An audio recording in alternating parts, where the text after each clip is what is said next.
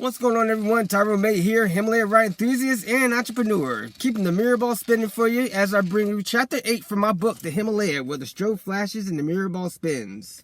Continue about my story on how my fascination with the Himalaya ride started and leads me to my journey to one day call one of those classic rides of my very own. If you'd like to purchase your copy, you can get it on Amazon or my online store. We can also get some Himalaya fan-based merch. Web address is shown below on the screen. And don't forget about some cool package deals as well.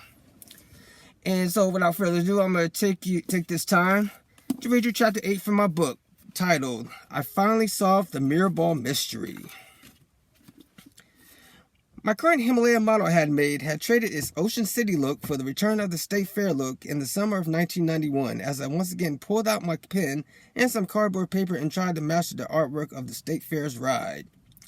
I actually became pretty good at it because I had done a lot of studying on that painted scenery when I returned to the State Fair later that summer.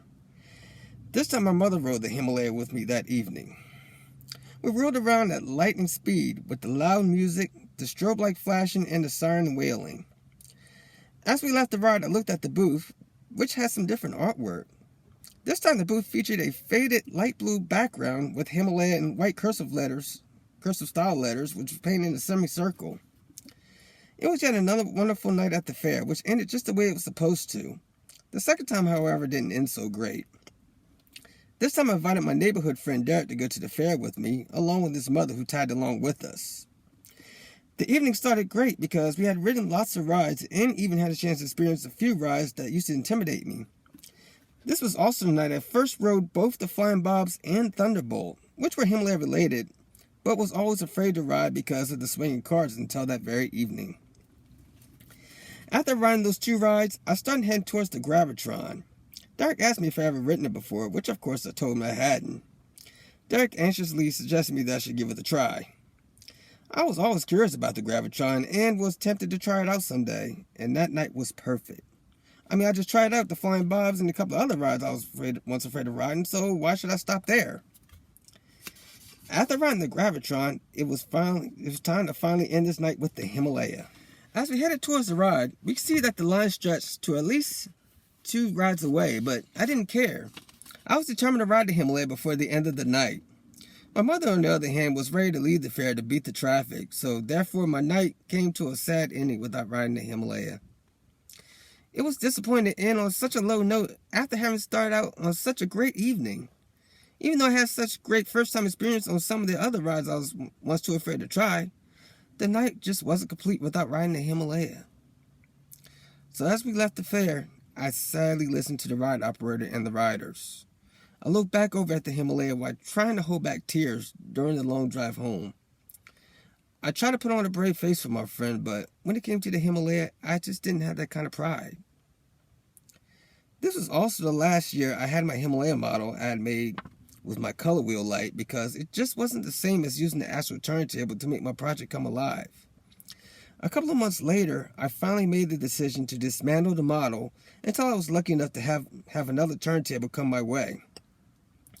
This was also the year I hadn't had a chance to go to Ocean City, so I was definitely feeling the withdrawal after the fair left.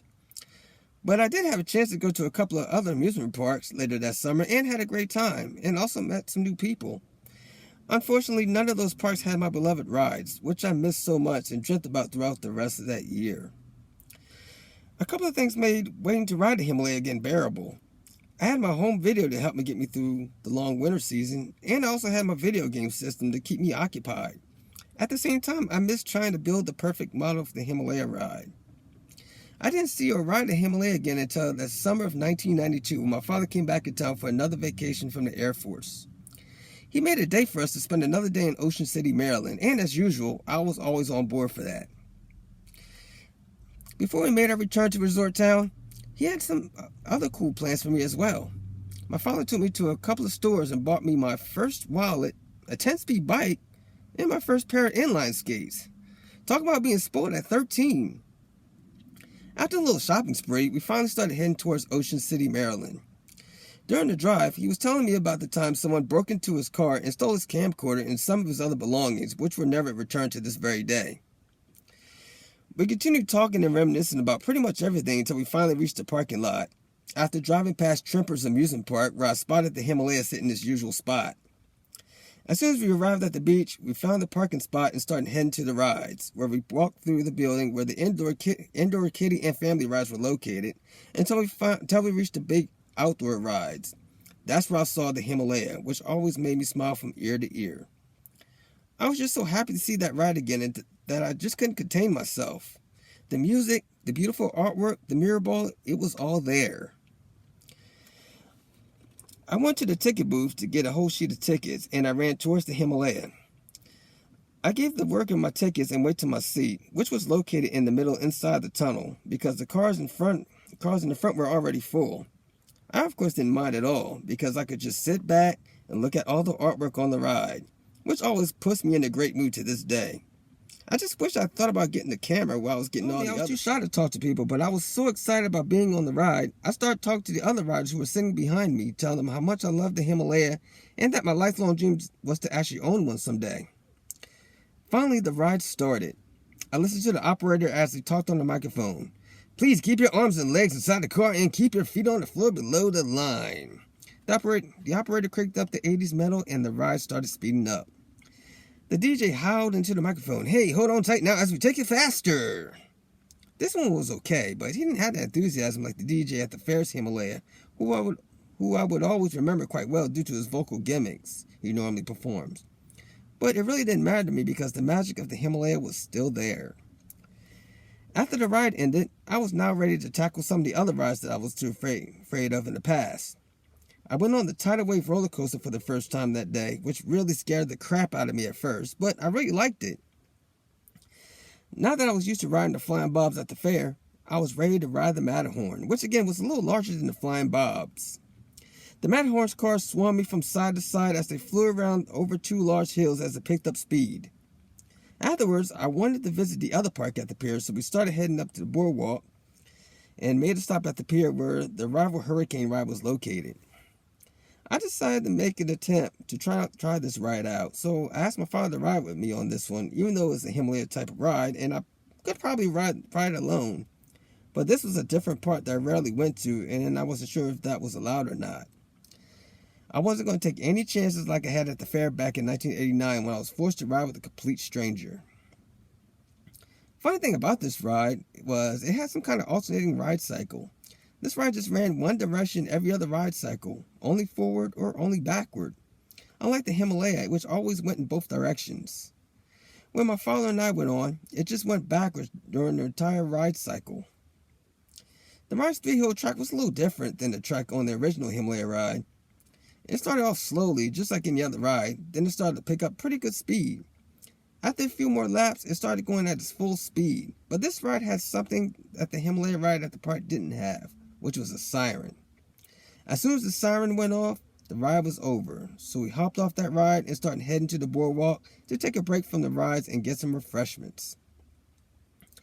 As the sun started to set hours later, I was ready to head back to Trippers and spend the rest of my tickets. We started to head back to the park and returned to the Himalaya where I spent the rest of my evening. After having some great new experiences riding the Hurricane, the roller coaster, and the Matterhorn, it just felt so good to go back to my trusty ride. It felt so good that I rode the Himalaya 6 times in a row that night, which made me a little dizzy for the first time in my life, but it was well worth it. After I used up the rest of my tickets, we called the night and started heading back to Dover, Delaware to take me home along with some great new stuff. July was finally here, and it was time to get ready for the state fair, which was a couple of weeks away.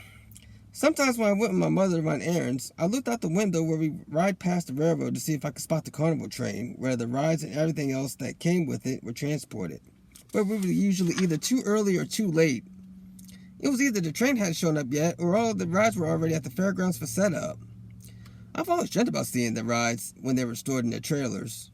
I especially wanted to see the Himalaya and all of its parts, but that never happened. I wasn't too worried though, because I knew the Himalaya would be at the fair, and I couldn't wait to see it and ride it again. 3 weeks later, the fair finally opened. We normally went to the fair during the opening night, which was always on a Thursday night, but due to weather, things didn't go as planned, which literally put a damper on everything. My mother suggested that we should go to the fair the following week during the special armband night, which was another one of our usual nights.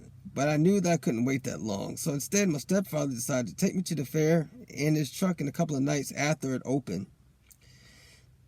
This normally would have been okay, but it was kind of a bad time because he had a bit too much to drink since he had the night off from his job.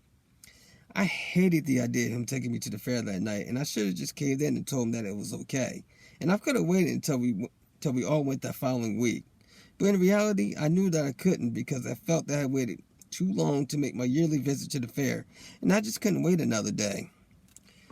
My mother hated the idea just as much, but she just told us to be careful as we left the house.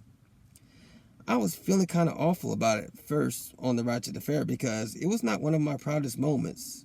But as soon as I got there and saw the Himalaya, I immediately snapped out of it, at least for a while. We got out of the truck and started walking towards the midway where the Himalaya was located. As we got closer, I was looking at the Himalaya's artwork. The back and most of the outside of the ride stayed the same as before, even though it had some changes in the past. As I looked at the inside of the ride, I noticed that most of the scenery still had the same artwork, but it too had a few changes. The part I remember the most was a picture of the lady wearing the red figure skating outfit, which was always painted on the first panel on the left side beside the operator's booth, which now had a slightly different hairdo and makeup. Some of the other scenery figures on the ride had either been repainted with a different outfit, hair color, or just been added all together. I watched the Himalaya as it whisked riders around with the loud bass music and the wailing of that siren. But there was still something missing, which was the strobe light. That one flaw really didn't matter to me that much. I was just happy that the ride came back for another great year. After gazing at the Himalaya for a good 5 minutes, I tried out some new rides, including rides that had always been at the fair but was too afraid to ride in the past, including a new ride called the Orbiter, which made its debut at the fair. The night was finally winding down, and it was time for me to ride the Himalaya, which I happily rode twice that night. Once with a friend of my stepsister's who we ran into and volunteered to ride with me, and the other with my stepfather. So all in all, it was another perfect night, but now that I'm older and I look back, I wish I could have waited at least one more day to give us some time to plan ahead, so that way our visit to the fair would be more enjoyable. The next night I went to the fair was on its busiest night when the long lines of restless customers waited to ride the most popular ride, including the almighty Himalaya. I arrived this time with my mother and my aunt. I dreamily stared at the Himalaya until I bumped into some lady because I wasn't paying any attention whatsoever while I was walking. I, of course, excused myself while I caught up with my mother and my aunt, trying to shake off my embarrassment.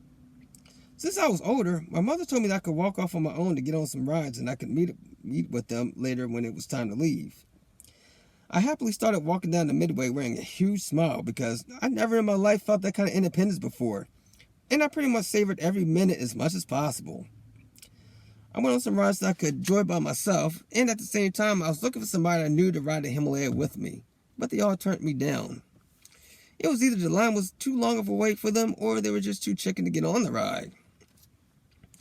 A couple of hours later, I met up with my mother and Aunt Christine. They asked me if I had a chance to ride the Himalaya. I told them that I hadn't ridden it yet because I couldn't find anyone to ride it with me, which made me highly disappointed because I went through this same stuff every year. My mother then tried to convince me that maybe the line was too long to be standing all night, but I, of course, was not giving up that quickly. Finally, I ran to some of my neighborhood buddies, Sean and his brother Craig. I asked them if they would ride the Himalaya with me before I left the fair, and they happily volunteered. Immediately, we rushed down the midway to get in line. Halfway down, Craig pointed out the Flying Bobs, asked me if that was the ride. I answered, "No, that's not it. Follow me and I'll show you where it is." We finally made it to the Himalaya with this extremely long line along with my mother, along with Aunt Christine, as she suddenly asked, "Don't you think that line is too long for y'all to wait in?" Sean and Craig kindly answered yes, but I, on the other hand, didn't care about the line. I just wanted the ride. I looked to my left and saw a second line forming where it was pretty much cutting the main line, but I was too young and naive to even think about it at the time, and I didn't give it a second thought. So we stood in the back of the second line instead of the long main line. The line moved, and the seats quickly filled up with the next load of anxious riders. We managed to make it to the top of the stairs, waiting to be the next people to ride. We had a perfect view of the inside of the Himalaya as we waited to be the next lucky riders to get on. The Himalaya kept spinning and spinning along with the flashing lights and siren, and the operator talking his usual junk on the microphone. I watched the ride and continued to fantasize about one day having one of my own, if it was only possible. I soon found out I wasn't the only one that was mesmerized by the beautiful sparkling centerpiece rotating in the center of the ride. Craig tapped me on my shoulder, pointing out the huge mirror ball spinning in the center of the ride, and shouted, "Hey, look, look!" Minutes later, the ride began to stop, and all the riders started clearing the ride, which meant it was our turn to climb on board. One of the workers unhooked the rope and pointed us to the left, where we meet another worker to show us to our seat. But instead, Craig and Sean sat in the first seat that was available, and before I could say anything, the operator turned on his microphone and told us in a stern voice, "Do not sit there." They immediately got up and ended up sitting what was apparently another wrong seat. So I tried to tell them that it wasn't our seat. Then out of nowhere, I heard someone yelling, "Hey!" It was one of the other workers who was trying to get our attention and show us to our seat. As soon as the ride filled up, the ride started. We were finally on the Himalaya, but I personally couldn't really enjoy myself because of that little incident, which played in my head over and over again and put a huge dent in my enthusiasm. Even on the way home, it bothered me so much after we left the fair, and I couldn't even look back at the Himalaya that night, even though I could hear it about a mile away. The next month, the night at the fair was pushed out of my memory when my father brought me back to Ocean City, Maryland. And this time, he let me bring a buddy of my own. So I decided to bring my friend Andrew, who was visiting his relatives in Delaware for the summer. On the way to the resort town, I was telling him about the Himalaya trippers. He told me that he couldn't remember if he ever saw or ridden the Himalaya ride before. I began to convince him that he would like it. We finally made it to Ocean City earlier that evening, and we immediately started heading towards the park. My father decided to let us go on our own, and we would meet up later. We purchased our stack of tickets and went over to the Himalaya first thing, and the worker showed us to our seat, which was just about heading in the tunnel just past the operator's booth. I personally thought it was a pretty good seat because we had a perfect view of the painted scenery on the first two panels, which was the picture of the blonde girl skiing with that guy wearing the famous red and yellow Himalaya shirt. I was telling Andrew about the artwork. He gazed at it looking truly fascinated until the ride started moving. Funny thing though, the color wheel lights that normally illuminated the tunnel were now aimed at the giant mirror ball, which was pretty odd but cool looking. I guess the two spotlights that were normally used on the ball didn't work that day.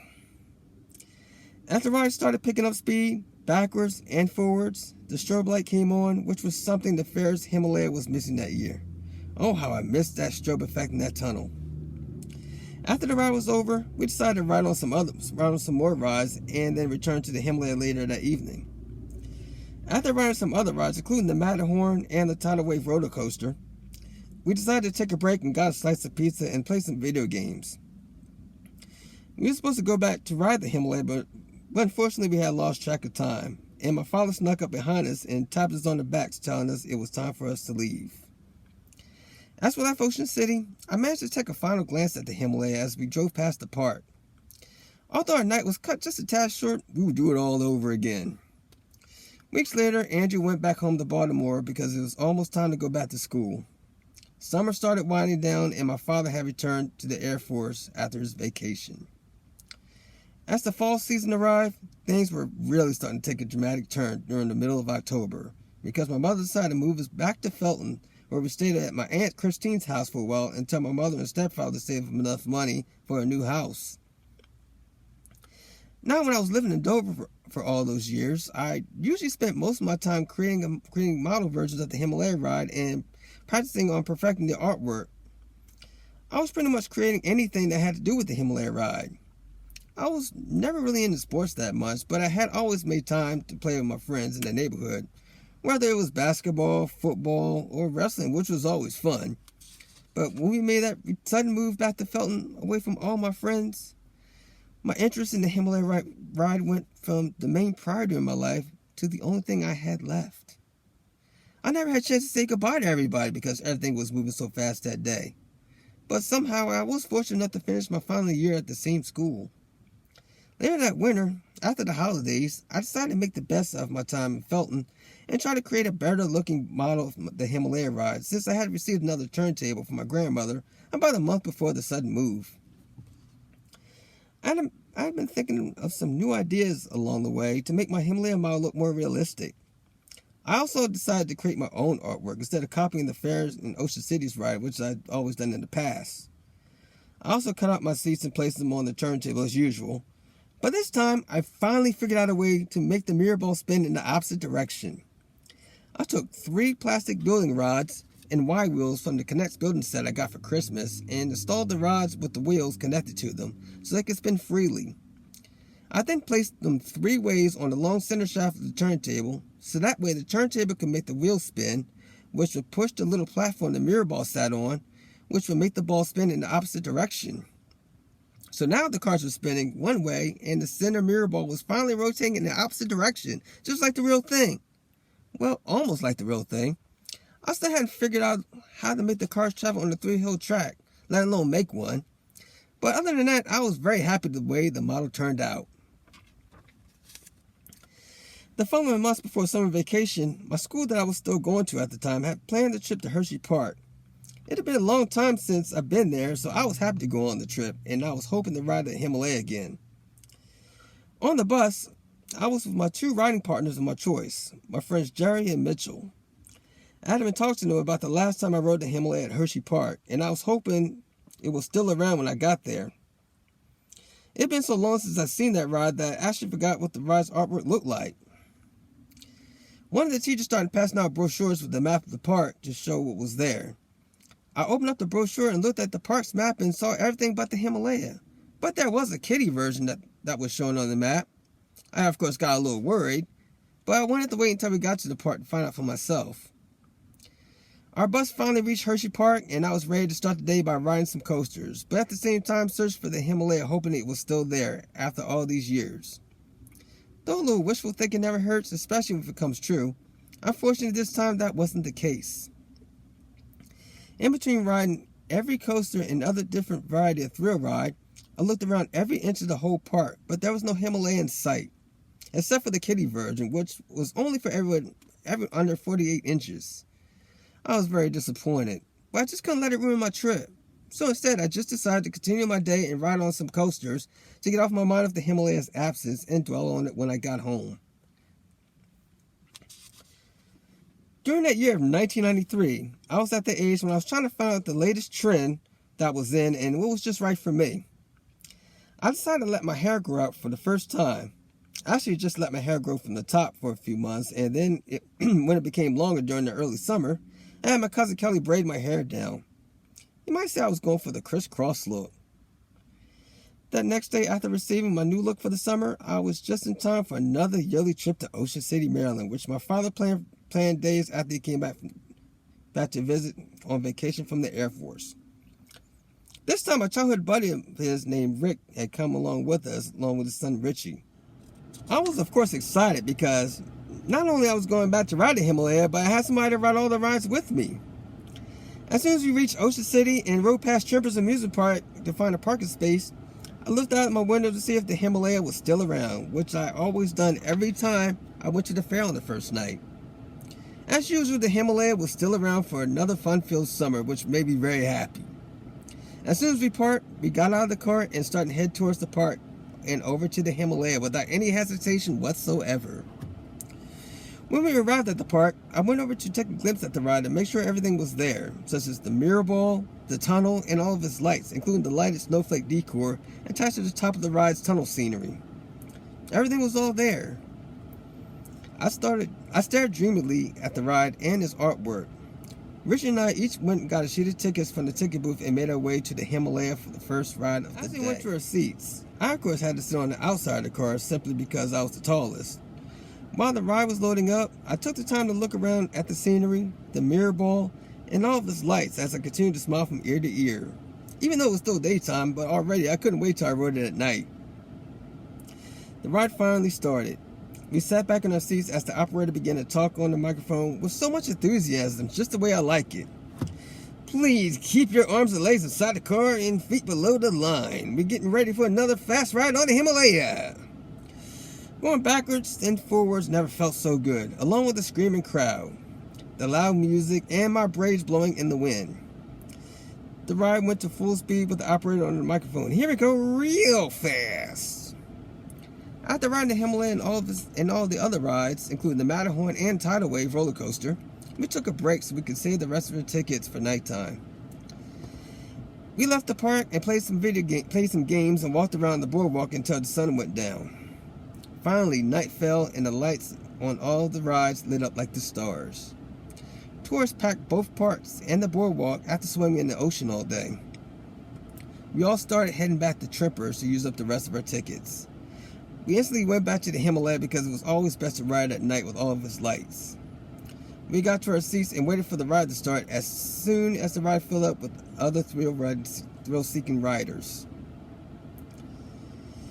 The right boarding lights went out, and this time the color wheel lights came on, changing the inside of the ride and the painted scenery from white to red to blue to green to pink to purple. It was such a beautiful sight to see, along with the snowflake decor flashing brightly from the ride's tunnel.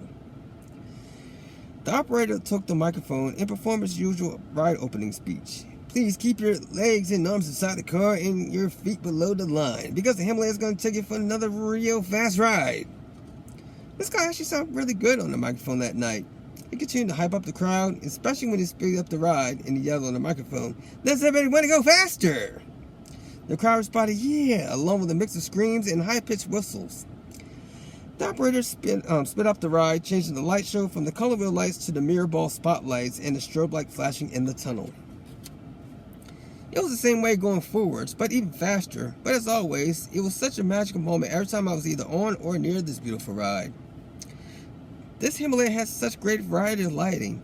I only wish it had a siren like the one at the State Fair, but this one was cool enough, so it was okay. Towards the end of the ride, the operator once again got on the microphone. "Everybody, let me hear you guys scream!" Again, it was even louder mix of screams and whistles from the riders as we all whisked by going round and round. That's right, everybody, this is the original Himalaya. Please remain seated until the ride stops and exit to the side of the ride, please. As the operator announced his closing speech, the ride came to an end. Though I had a great time at the Himalaya as always, I was curious to see how the rival hurricane ride at the pier was operated at nighttime, so we all started heading over there. As we went over to the pier, the hurricane was the first thing we saw. It was filled with loud, heavy metal music blasting from the speakers, and a bunch of red and orange lights flashing wildly all over the inside of the ride, along with 2 spinning disco lights hanging from the trusses. I decided to ride the hurricane that night, and Richard came along with me. My father gave me the money to get some tickets for the ride. I first went to the booth and got the amount of tickets the hurricane required for both Richie and me, and we went to the ride and the worker showed us to our seats. The ride started moving forward only, and I was watching the lights flash as the ride started increasing speed. Minutes later, it got even faster. The siren came on and the red and orange lights went off, except for the spinning disco lights. This ride has such great effects and speed, but at the same time, I just couldn't help but think about the Himalaya over at Trippers. Even though I was trying out something different, my loyalty for the Himalaya grew even stronger. After the siren faded, the ride was over and it was time to leave the beach. I really wanted to go back to the Himalaya one last time, but my father told me that it was getting late, so we left the pier and started heading to the car, then went down that long road back to Delaware. We rode past Trippers. I took my last glimpse at the Himalaya as we drove off into the night. Luckily for me, the fair was less than a month away, so I wouldn't miss the ride for that long. July was finally here, and it was time for me to get ready for the Delaware State Fair. A couple of weekends before the fair opened, my mother and my brother Cameron and I went over to my stepfather's house, where we temporarily stayed until a new house was ready in the small town of Frederica, Delaware, where my mother planned on moving to. The room where I was sleeping was the living room on the couch, which happened to have a decent view of the railroad. Later that night, I heard a train coming. So I got up and looked out the window, and sure enough, it was the carnival train passing by with all the rides packed on each car. I finally had a chance to see what the rides looked like when they were packed up. I saw every type of ride and games the carnival had. Some were packed on the train cars, so you could see what the ride is, and others were in trailers, so I didn't have any idea what kind of ride was inside them. I was trying to see if I could spot the Himalaya.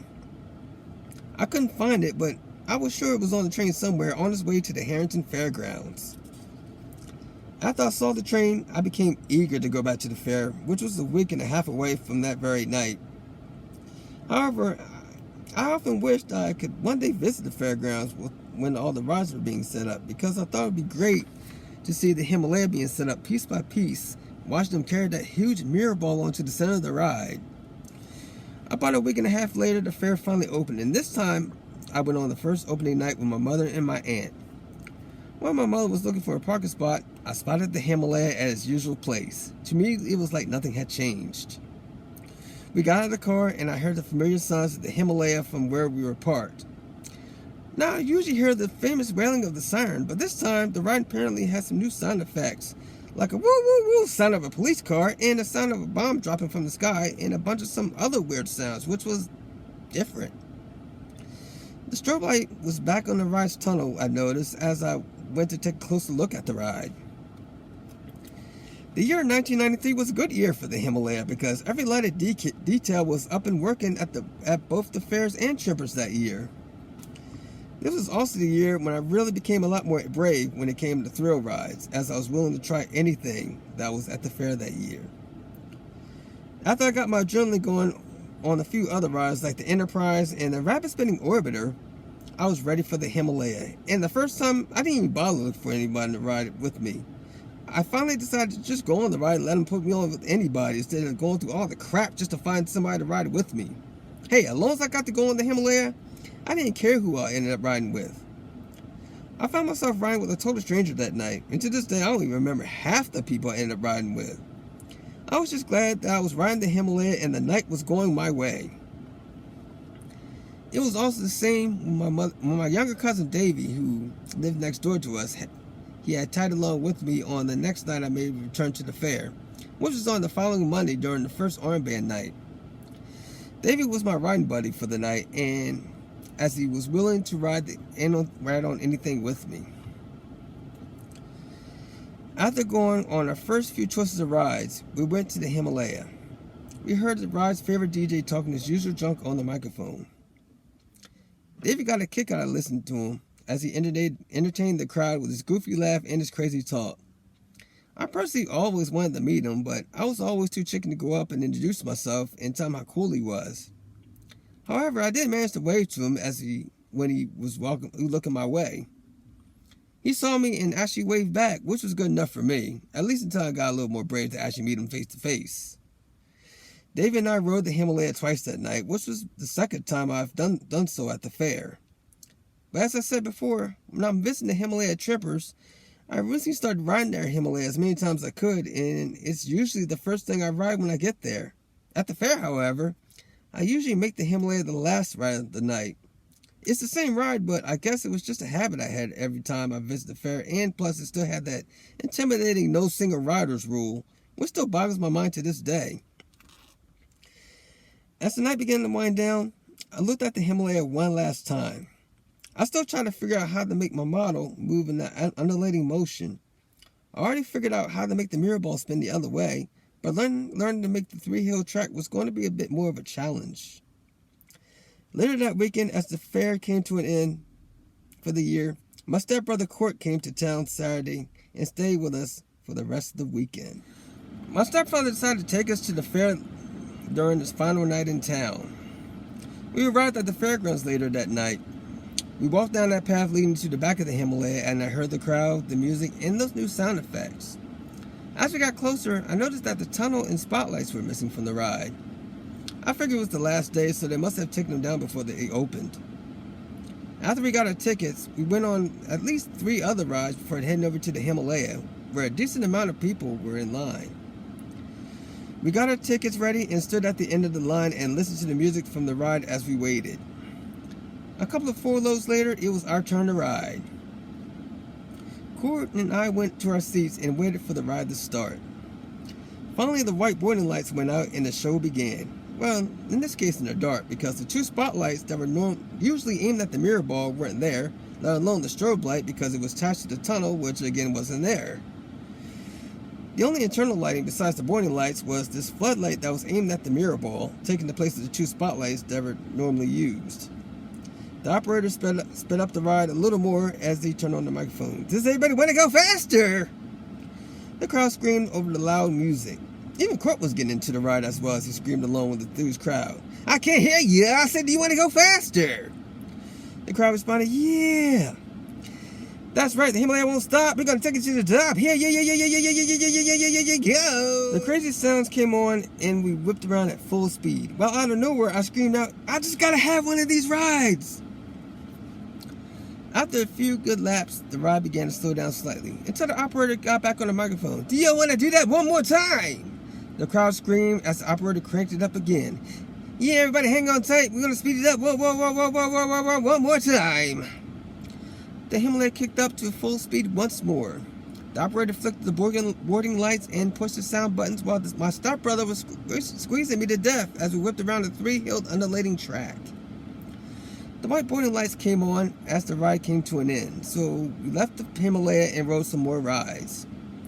This was the first night that I rode the infamous skydiver ride, which was a pretty good experience. In the middle of the ride, the gondola we were sitting in stopped at the top of the ride because it was time for everyone that boarded the ride before us to depart.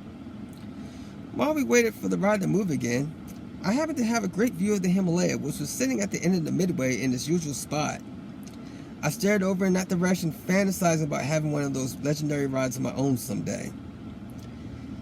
After riding the skydiver, the night finally started to wind down, so we went back to the Himalaya, where my stepfather met us.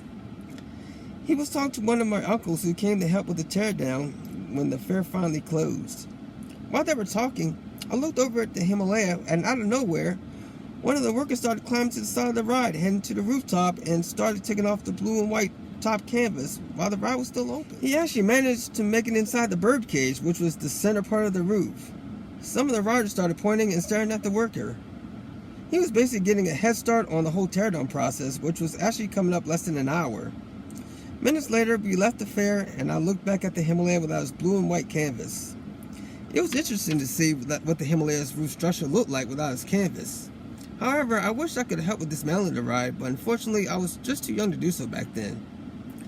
The next morning, we all took a trip to the flea market in Laurel, Delaware.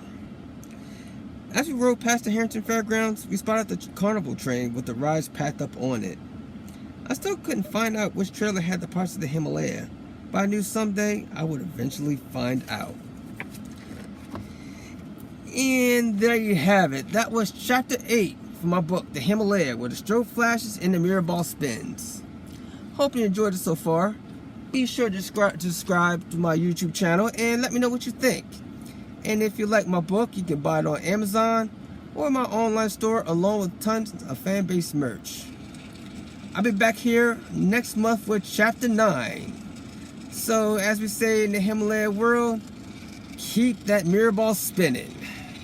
Take care.